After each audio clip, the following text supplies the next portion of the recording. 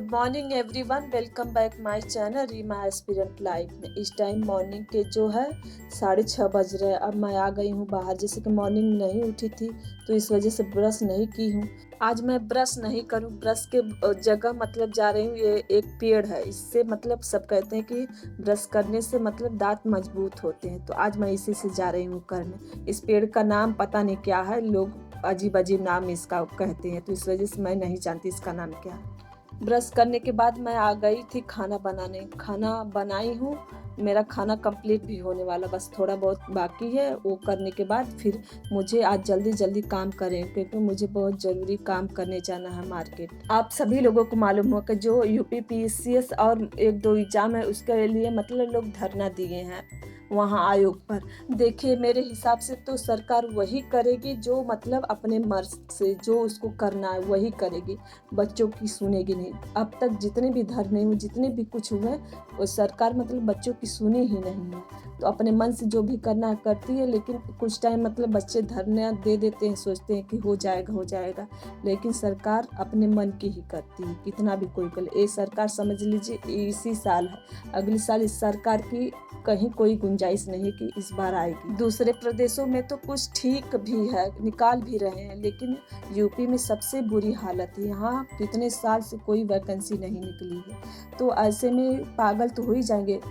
दिन पर दिन जो है बेरोजगारों की संख्या बढ़ती जा रही है, बेरोजगार होते जा रहे हैं। जैसे कि जितने भी मतलब अपनी स्टडी कर लेंगे, तैयारी करना स्टार्ट किए, तो उतने मतलब जो पहले के हैं आपके जुड़ते जाएंगे बेरोजगार, जितने भी पढ़े लिखे बच्चे हैं। तो समझ लिए आने वाले समय में ऐसे ही भर्तियां रहेंगी, हालात जो है और ख़राब होते जाएंगे। जो है बीडीएस बीटीसी वालों की संख्या मतलब बढ़ती जा रही है, तो ऐसे में कितनी वैकेंसी सरकार निकाले?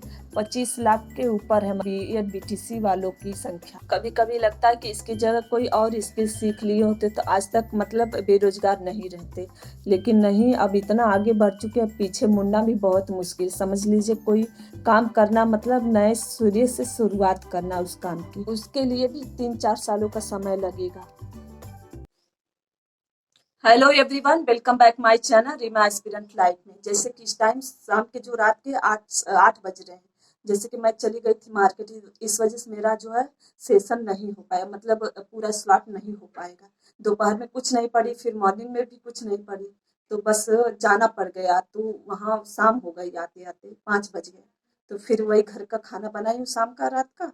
फिर सब लोग खाए पिए हैं, मैं अब यही आ गई हूँ अपनी स्टडी स्टार्ट करने। अब मैं जा रही हूँ अपना पहला स्लॉट स्टार्ट करने। जैसे कि मेरा पहला स्लॉट होता है जीके जीएस से, तो ये मेरा पीडीएफ है खान सर का, मेरा नहीं है, मेरे भाई का। तो सोची कि मैं इसको पढ़ लेती हूँ। आज नहीं नोट्स बना पाऊंगी, टाइम भी उतना नहीं है, कम से कम 3-4 स्लॉट तो कर लूँ इतने टाइम, तो इस वजह से जा रही हूँ इससे पढ़ने।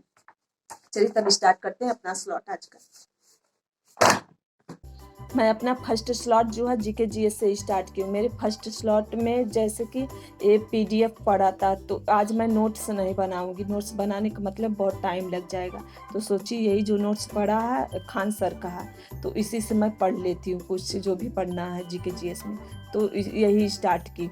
अगर मुझे बना बनाया नोट्स किसी का मिल जाए, कोई और चीज़ पीडीएफ मिल गया किसी दूसरे का, तो भी मैं चाहूँगी तो भी उसमें से नहीं पढ़ पाऊँगी, क्योंकि मेरा उसमें मन नहीं लगता।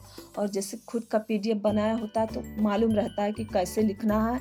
अगर शॉर्टकट में लिखा रहता तो भी मतलब ये अंदाज़ा रहता है कि हाँ यहाँ ये रहेगा चीज़। अपना पीडीएफ जो मतलब नोट्स आप खुद को ही समझ में आता, किसी दूसरे को समझ में नहीं आएगा। लेकिन मेरा जो है मैं खुद के नोट्स ही बनाती हूँ और उसी में से पढ़ती हूँ, क्योंकि दूसरे का नोट्स मेरे दिमाग में नहीं आएगा। खुद के हाथ से बनाया हुआ नोट्स सही रहता है। जैसे कि नोट्स बनाते समय ही मतलब कुछ चीज़ें जो हमें हमेशा के लिए मतलब याद हो जाती हैं। इस टाइम जो है रात के 9 बज रहे हैं। जो पहला स्लॉट था 1 घंटे की, अब एक दूसरा स्लॉट मैं स्टार्ट की हूँ 9 बजे से। तो दूसरे स्लॉट में मैं सीडी पढ़ने जाए, जैसे कि सीडी की एक बुक है लूसेंट की, उसी से मैं पढ़ रही हूँ। 2021 वाले एग्ज़ाम में जैसे कि मैं सीडी पर ज़्यादा ध्यान नहीं दी थी, उसी में से मेरे ज़्यादा क्वेश्चन गलत हो गए थे, तो समझ में नहीं आ रहा था कहाँ से कैसे होगा।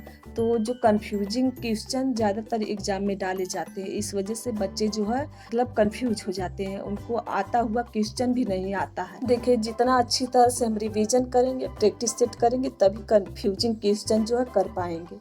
तो ऐसे में इसी तरह का टेक्निक अपनाएंगे आगे आने वाले एग्जाम में 2022 का है, क्योंकि उसी तरह ये उसमें करवाएंगे, जितना भी सिलेबस उसी में से क्वेश्चन पूछा जाता है ज़्यादातर, लेकिन सब कंफ्यूजिंग क्वेश्चन बना देते हैं। लैंग्वेज मतलब हिंदी की थोड़ी टफ कर देते हैं। जैसे कि सभी लोगों को ये मालूम है कि इसकी सीट कितनी है, मैं इसलिए बता रही हूँ, इसमें वैकेंसी भी कम, इसलिए इसकी बात कर रही हूँ, क्योंकि हमें ये न लगे कि मुझे सब कुछ आता है, चाहे मैं रहूँ चाहे कोई और रहे, तो ऐसा लगने लगे कि मुझे सब कुछ आता है, तो अपने स्टडी में क्या है थोड़ी सी ढिलाई कर देते हैं, मतलब कम कर देते हैं, ऐसा लगने लगता है। तो हमें अपनी स्टडी को करते रहना है, आगे जो होगा देखा जाएगा, ज़रूर इसका डेट निकलेगा, ये नहीं है कि जो भर्ती निकली है तो उसका एग्ज़ाम ही नहीं करवा। इस टाइम जो है रात के 10 बज रहे हैं, अब मैं अपना थर्ड स्लॉट स्टार्ट की हूँ। थर्ड स्लॉट में मैं एक NCERT की बुक है 10th क्लास की, वो पढ़ रही हूँ। तो आज जैसे कि मैं लेट हो गया मुझे पढ़ने में, तो इस वजह से मैं यही सब पढ़ रही हूँ, जो इम्पॉर्टेंट चीज़ें उसमें से मतलब रिवीजन कर रही हूँ। एक बार पढ़ी हूँ, फिर इसके बाद एक बार और देख रही हूँ। मैं पूरे समझ लीजिए 3 स्लॉट 1-1 घंटे का ली थी, तो समझ लीजिए 3 घंटे मैं स्टडी की हूँ। सोचिए कि इतना कर लेती हूँ, उसके बाद कल से फिर कंटिन्यूटी बनी रहेगी।